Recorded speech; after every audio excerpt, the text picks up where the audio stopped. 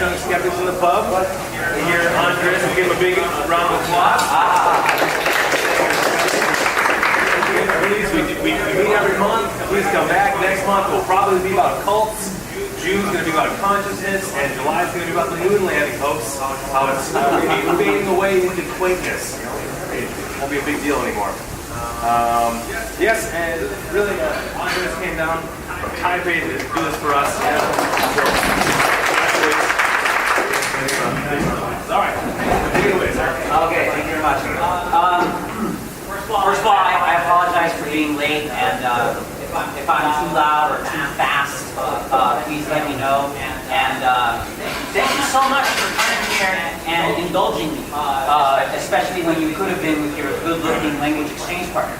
My name is, like Wade said, my name is Andres. And I live in Taipei. Before that, I was raised in Northern California by a pack of wild Guatemalans. And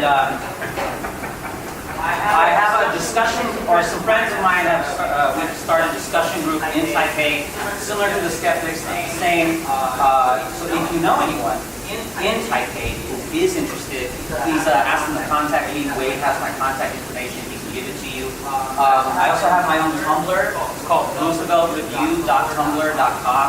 Roosevelt Review is one word. RooseveltReview.tumblr.com. It doesn't look how I want it to look. So if somebody could help me with that, I really appreciate it. Again, Wade has my contact information. And finally, before I get to the presentation, I'm directing a play about Lyndon Johnson and Vietnam War. And if you know anyone, I still need actors and I need a venue, but I got the script. So again, if you know anyone in Taipei, tell me with the venue or wants to act. Wade has my contact information. No. There's a whole group of foreign actors. Okay, thank you. I don't like Facebook. But if somebody wants to do a Facebook thing for me, Wade has my contact information. Thank you. Okay. Paul, this is Paul. This is Paul from South Africa, and he's going to help me. Thank you, Paul. So my presentation tonight is the myth of left and right. This is specifically in American politics. And my thesis, if you can call it that, is that actually Democrats are better for the economy and for peace. And I don't know how many Americans are in the room tonight, but I really want to say it's our duty to go to the Taipei American Institute and register to vote, because it's going to be between Hillary and Jeb. And the last time Clinton was in office, we had 8 years of peace and prosperity. And the last time Bush was in office, it was the opposite. And the same holds true for the last time Bush was in office, except that was only 4 years of war and recession. Right? But on with the presentation. Next slide, please. Yes, thank you. Okay, so the myth is that the left is the same as the right. We've heard this before. Both parties are the same, or that the left is flawed in similar ways to the right, or the left is just as bad as the right. We've heard variations on this myth before. Okay, next slide, please. But the fact is, and I want to point out, with specifics, specific events and specific results, that no, Democrats are better for the economy and for peace.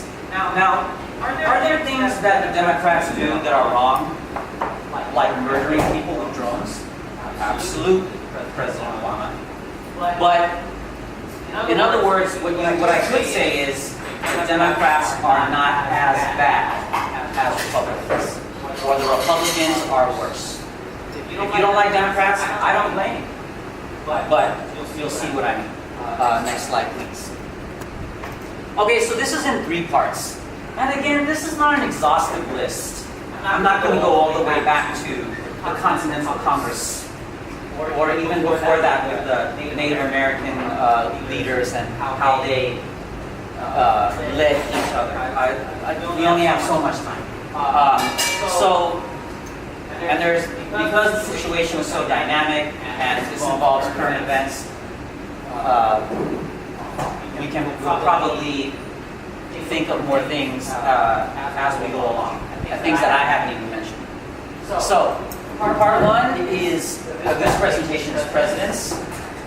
Part 2 is beliefs.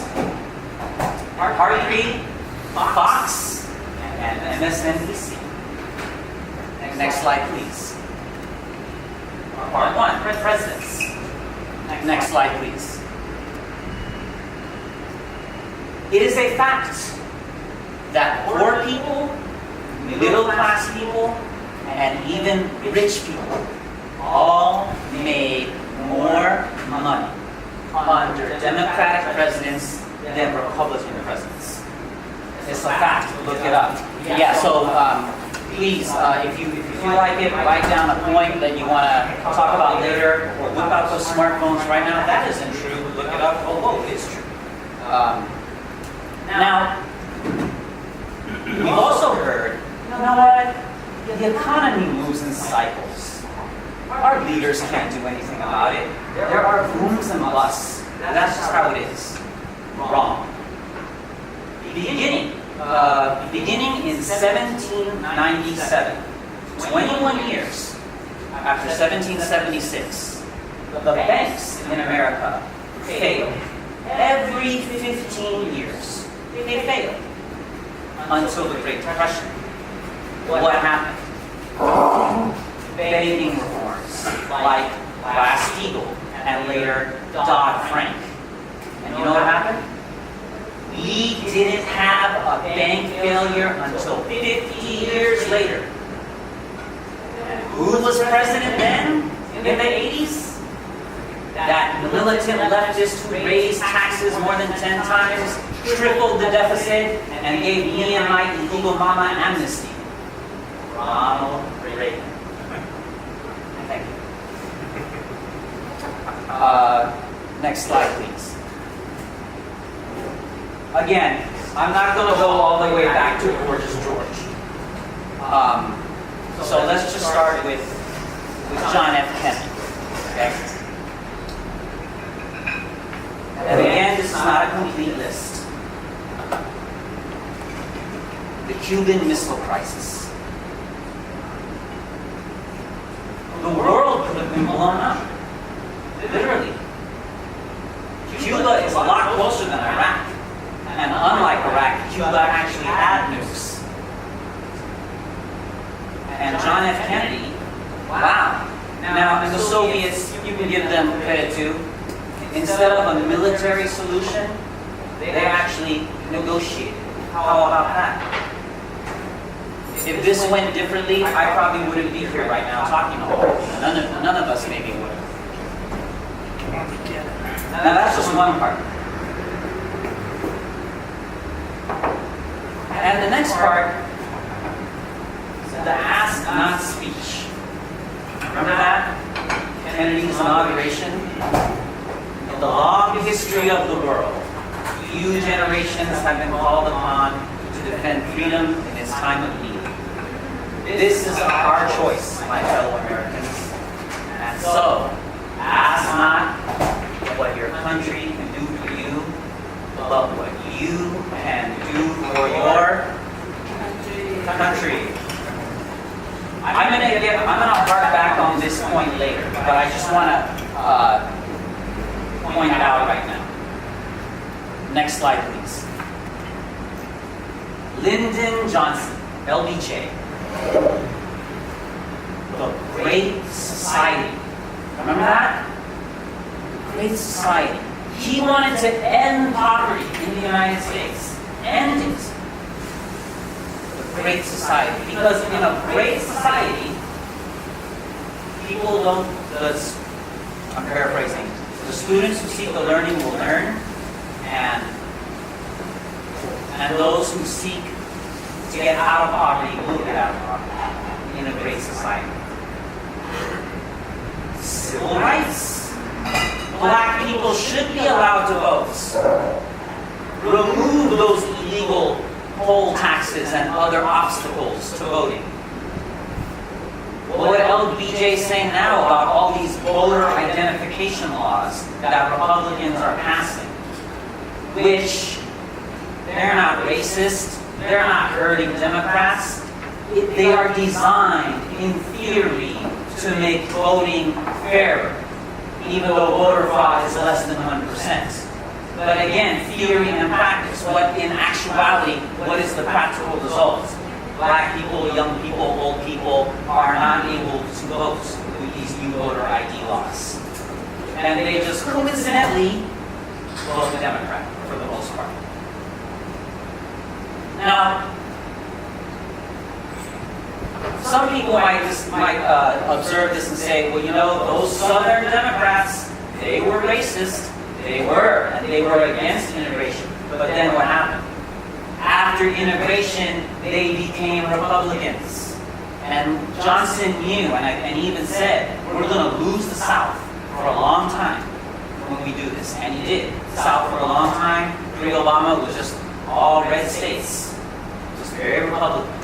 Yeah, so much so that when Obama became president, people were saying that some pundits were opining that the Republican Party is just going to be a regional party, specifically Southern. Next slide, please. Good old Nixon. Richard Milhouse Nixon and Gerald Ford. And Watergate. Let's be clear what this was. This was undermining democracy. That's what it was. And Nixon resigned, got convicted anyway, and Gerald Ford pardoned him. Next slide, please. Jimmy Carter, bad president. We hear this all the time. We hear, right? That Jimmy Carter was he was a bad president. Recently I heard somebody say his presidency was a train wreck. Really? It was? Well, let's think about this. Again, we're observing facts and results. Egypt and Israel. He negotiated the first peace between Egypt and Israel. You know what that means? He negotiated the first time that not only an Arab country recognized Israel's right to exist, but had formal, peaceful relations with them. Now, when I pointed this out, somebody recently said, well, you know, we have to think about things that are inevitable. He said something like that. He used the word inevitable. What was his evidence for saying or implying that peace between Egypt and Israel was inevitable? He didn't offer any, but I didn't quite pursue him on it either. But let's continue. Whoa, not yet, man. Thank you, Bob. Human rights. Why do we say that? Human rights. Because Jimmy Carter said it. Because he was the first to say it, that brought it into our vocabulary. Now, did Jimmy Carter invent human rights? Absolutely not. But because he started using that phrase, that's when we started saying it. Lastly, the malaise speech. Remember that? When Jimmy Carter looked at the camera and he told us, the American people, too many of us worship self-indulgence. Human identity has been replaced not by what one does, but by what one owns. Wow. Contrast that with the Gipper, Ronald Reagan, who told us what? Greed is good. So at the very least, we can say the left or right are different, not the same. Now, when I pointed this out, Recently somebody said, well, you know, it's easy to say that when you're Jimmy Carter and gas prices are so high and you can't keep the energy on to keep you heated in the winter. Well, first of all, he also, that same person did not say it's easy for Reagan to say greed is good when the economy is doing well. But the other thing is, that's not what Jimmy Carter was talking about. What he was talking about was the same thing John F. Kennedy was talking about. The same thing the Founding Fathers talk about. Yes, personal responsibility. Yes, individual liberty. Yes, freedom. But we are all in this together. Paradoxically, our interdependence makes us free. And this is so obvious in Type A, where I am so free to go anywhere I want because other people are operating the MRT, operating the high-speed rail that I just took here, operating the internet infrastructure that I can use. So I'm free to do all those things because I am depending on those people. And that's something that the Founding Fathers understood very well. What is the first word of the United States Constitution? We. The Constitution does not start out, I, the individual, in order to have more personal responsibility. No. What does it say? We, the people, in order to form a more perfect union. Wow, listen to those Founding Fathers. What a bunch of collectivists, right? Next slide, please. And now we're here. Good old Ronnie, the Gipper. Reagan was a good president, right? Great president. Well, guess what? Bill Clinton was better. And here's why. Under Bill Clinton, more people moved out of poverty into the middle class than under Ronald Reagan. It's a fact. Look at the numbers. And everyone else, rich and middle class, they did better under Clinton than under Reagan also. Remember the 90s? Remember that? When everybody with the bachelor's degree had a job and there was no war? Kind of strange. Next slide, please. Under Bill Clinton, the GDP and the stock market did better than under Reagan. Just the numbers. Under Bill Clinton, we had a balanced budget and a surplus. This is very important because that's part of the Republican brand, right? Fiscal conservative. You know, we've got a balanced budget. We've got to make those painful cuts. Bill Clinton was able to balance a budget and give us a surplus. No Republican has done that. Neither Bush did it. Neither of the two Bush presidents did that, nor did Reagan. Next slide, please.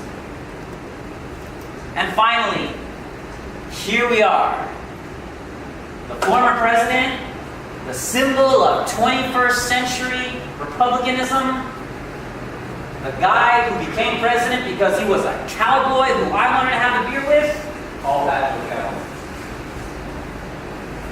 The linguistically challenged, George W. Bush. Good old W. W inherited a balanced budget and a surplus from Clinton. And when he left office, we had deficit, debt, and the worst economy since the Great Depression. Next slide, please. After 9/11, George W. Bush invaded Iraq, which had nothing to do with 9/11. Absolutely nothing. And there were no WMD. Now this is important because Republicans still believe that, yes, there were WMD there. And they have a fairly recent justification. They say that according to the New York Times, the same paper that told us there were WMD, said, and this is in October 2014, just past October, the New York Times had a story, and the Republicans say, hey, this story proves that there were WMD. That story says they found it. Please read the article. That is not what the New York Times story said. The New York Times story said that U.S. troops or Allied troops found pieces of chemical weapons that were left over from 1991, after the first Gulf War. There was no more weapons program in Iraq, no more WMD program. So the fact is, there were no WMD in Iraq. That's just a fact.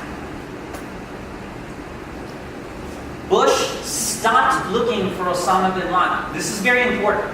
He stopped looking for bin Laden. It is not true that he looked for bin Laden and bin Laden escaped. No. What is true is that he stopped. Watch the interview on 60 Minutes. Delta Force's commander said, I asked the White House permission to go to proceed with an operation because they thought bin Laden was there. The White House said no. And according to the Delta Force commander, he's never heard of that. When them asking the White House to do something, the White House says no. Next slide, please. We come to the current president, first black president of the United States, Barack Hussein Obama. Now, recently somebody said to me, rather smugly, I didn't hear his middle name during the election. Yeah, maybe it's because the American people who are so stupid that they'll vote for somebody just because it's a cowboy who I'll have a beer with, will probably see that middle name and think, oh, all those Muslims, Arabs, they're all the same. There's got to be a connection there. I can't vote for him. I don't trust him. Everybody remembers that from Wagner. Everybody remembers that lady who said that to John McCain. I don't trust him. He's an Arab. Okay. President Obama ended the war in Iraq. However, we are currently in another war in Iraq. We are bombing ISIS. And we're murdering people. As we recently saw a drone strike killed two hostages that Al-Qaeda was holding. But aside from that, that's not surprising at all because the president is a murderer. He has been killing people with drones without a trial. Suspected terrorist, drone. Obama killed bin Laden. He gave the order, they went in, they got him. However, we are still in Afghanistan. So, let's make that clear. U.S. wars and foreign policy are practically on autopilot right now. We're still in Iraq, we're still in Afghanistan. Just remember that, please. Next slide, please. The deficit now is lower than when Obama became president. That's a fact. Look it up. Just look at the numbers. There are more jobs now than when Obama became president. That's also a fact. Just look at the numbers. However, those jobs are low wage and they are part-time. Most of them. Next slide, please. Over 10 million Americans who didn't have health care now have some health care under Obamacare. And remember what the Republicans said? Death panels, euthanizing senior citizens. Okay, none of that has happened. However, we still don't have universal health care like they do in Canada, Japan, Taiwan, England, France, Germany, Finland, Norway, Switzerland, Denmark, Cuba.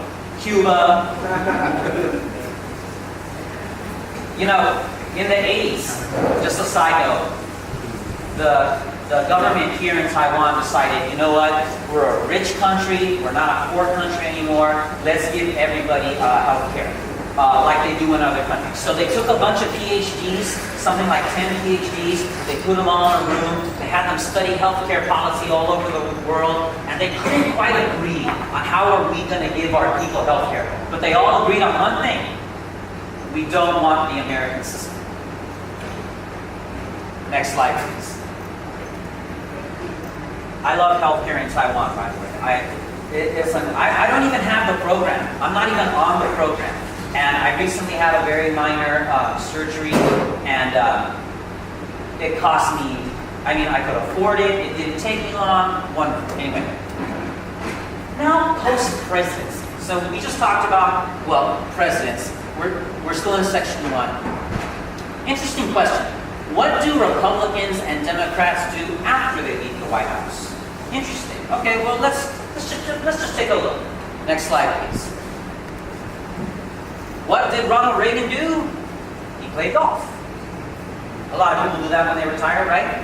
What did George H.W. Bush do after he left the White House? He played golf. W learned how to paint. He went to the car value as well. Well, you're talking about H.W. Bush? The car value. H.W. Bush? Yeah. They were in that while he was in the White House. James Baker too. No. James Baker. Does that really matter? These guys, they all went to Skull and Bones. They all okay. So W learned how to paint. Okay. Next slide, please. Jimmy Carter, after he left the White House, he built homes for homeless people. You know what Bill Clinton did after he left the White House? He built homes for homeless people. Clinton Global Initiative. Yeah, CGI. I mean, come on now. Shady donations. Hookers on a plane. Yeah. I mean, CGI is not exactly. I'm sorry to interrupt. Please continue. Vice President Al Gore, post White House, he fought climate change. Next slide, please. So that's part 1, presidents. Now let's come to part 2, beliefs. We're getting more into ideology here. Next slide, please. Democrats believe in evolution. Yes, we believe in evolution. Republicans don't believe in evolution. This doesn't happen in other countries. They have conservative parties. They believe, the conservatives in other countries, they believe in evolution. Democrats are fighting climate change. Republicans believe climate change doesn't exist. Remember that debate moment when they said, do any of you believe that humans are causing climate change? All the 10 candidates in that reality show, Republican primary, none of them raised their hand. Now, this is really important because when I brought this up recently, somebody said, well, somebody was making the argument that it used to be called global warming, but global warming doesn't exist, which is why they call it climate change, because they changed it. Okay, so to be clear, let's get specific. The vast majority of scientists on the planet agree that human activity is causing an increase in carbons in the atmosphere, and soon the planet will not be able to support human life because of that. That's what I'm talking about. Democrats believe that. Republicans don't. Next slide, please. The 9/11 conspiracy theory. You've all heard this.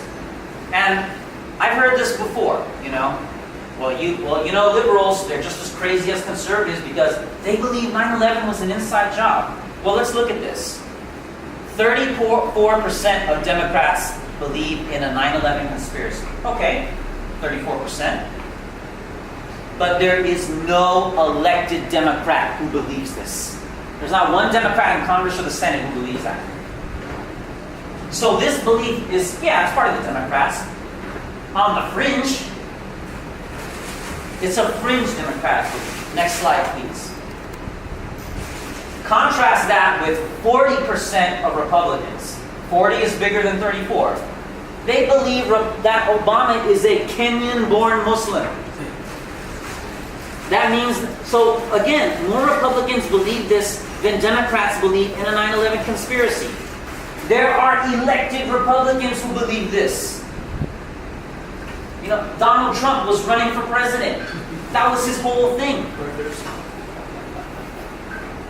The belief that Obama is a Kenyan-born Muslim is a mainstream Republican belief. We're going to see this again. The clown car race has already begun. Marco Rubio, Ben Carson, they're going to say crazy right-wing things to appeal to their base. Will this come up again? I don't know. But the point is, this is a mainstream Republican belief. Next slide, please. The Tea Party. The Tea Party advocates getting your guns and taking up armed revolution against the American government. Is that Cruz? I Tree of Liberty must be fed. The tree of liberty must be occasionally watered by the blood of patriots and tyrants. Now, when I pointed this out recently, somebody said, no, that's not what they believe. Yeah, that is what they believe. Leaders have said this publicly. It is in front of large crowds. We all saw the Nevada rancher who refused to pay his taxes, and what happens? All these white people with their semi-automatic rifles were pointing them at law enforcement. Fox News, hey, they love that.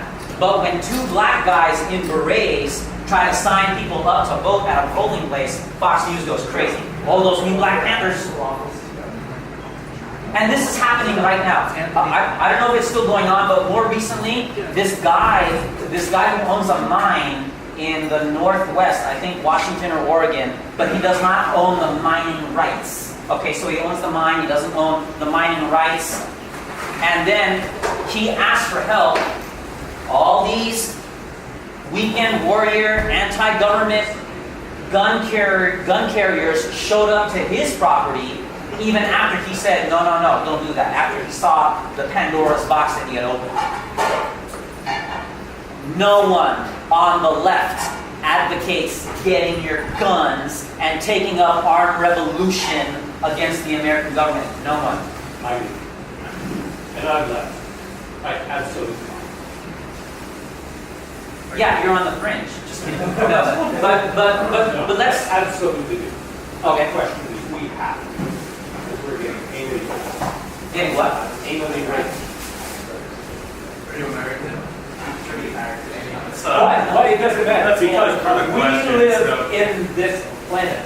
So because America has hegemony, we have to put up with their bullshit. So absolutely, the blood of the fruit of the tree of liberty must be done. Absolutely. So, now there are there are Marxists who would say that. No, we have to get our guns and right. Well, I'm not saying you are, but again, that's the fringe of the Democratic. But Marx is right.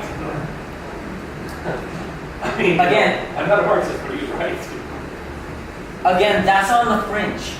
Okay? Now, listen, this is just an anecdote, but I think it's important. I pointed this out, and this one person said, well, you know, Bill Ayers, one of Obama's biggest supporters. Okay, look, let's talk about Bill Ayers, Jeremiah Wright, and Saul Alinsky. Okay? Every time conservatives say Saul Alinsky, I always say, who the fuck is Saul Alinsky? And I say that because the truth is, Saul Alinsky is not, I won't get into who he was, he's dead, but he did not work for the Obama White House, he did not work for his campaign, and Bill Ayers, for the record, who is he, what does he do? I still got to talk about this. He is a college professor. When Obama was 8 years old, he was setting off bombs. And then in 1998, Obama and Bill Ayers now an old man, they served on a school board along with some former Reagan, people who worked for Reagan. And that's what they did. Bill Ayers did not work for Obama's campaign, nor is he working for the Obama White House. They palled around. They palled around, oh my gosh. But again, and to paraphrase the president, the fact that the Republican Party is still talking about these people, that doesn't say anything about the left. That says something about the right. Next slide, please. All right, part 3. Fox and MSNBC. the myth between these two networks is that Fox is conservative, MSNBC is liberal. Hey, same thing. Just one's conservative and one's liberal, right? Next slide, please. More than one study has shown that Fox viewers are misinformed and that Fox gets their basic facts wrong. No study has shown that MSNBC viewers are misinformed, nor that MSNBC gets their facts wrong. Next slide, please. Bill O'Reilly. Bill O'Reilly recently said that he observed nuns in Latin America getting executed. He said that when he was researching one of his books, one of his sources committed suicide. And then what happened? And actually, he also said something else recently about an event in South America. And recently, people have called him on this and said, that didn't happen. These things didn't happen. They pointed out that what he was saying was not true. He was saying that he was present at certain events, but these events either didn't happen or he was not present there. And then what did Bill O'Reilly do? He threatened those people publicly. Those are his words. I'm coming after you. Consider yourself threatened, or consider it a threat. That's the exact term that he used. When questioned, Fox News, his bosses, stand by him. Why should they let him go? As many people watch the show as The Walking Dead. It's true. Nobody on MSNBC has, it's true, yeah. Nobody on MSNBC has ever lied about something and then threatened those who called them out on it, and then MSNBC stood by them. Now, some of you know my girlfriend who works for MSNBC, Rachel Maddow, and nobody laughs at my jokes. Thank you. What's up, man? Yeah? All right. Okay, thank you. Yeah, okay. Yeah, inside. Okay. I can dream, right? Okay, so, You think she's hot? absolutely. Doesn't matter. It matters. On Fox News, it would matter. She's not even blonde. They won't even give her a job, right? I get Brad and Ryan Suster and stuff. They'll give her a job. Well, let's be nice. Rachel Maddow has frequently said things that are wrong. What's the difference? She corrects herself. I watch her all the time. She has made corrections. And there's, like I said, there's so many more examples. I didn't go through everything. You know, Dinesh D'Souza is a frequent commentator on Fox News. That man is a convicted felon. He violated campaign finance laws. Nobody on MSNBC is a regular talking head who's a convicted felon. He's also a Reagan apologist. That's her? Yeah, that's her. He's also a Reagan apologist. Who was Nixon? Sorry, go on.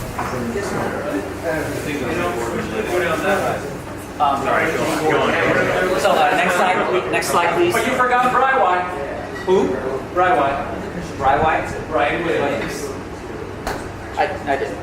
Same thing as O'Reilly, but he said, he's not working. All right, so again, my conclusion is the left is not the same, nor is it flawed in similar ways to the right. Democrats are better. What's up, Ben? What's going on there? Democrats are better for the economy and for peace. And that's it. Thanks so much.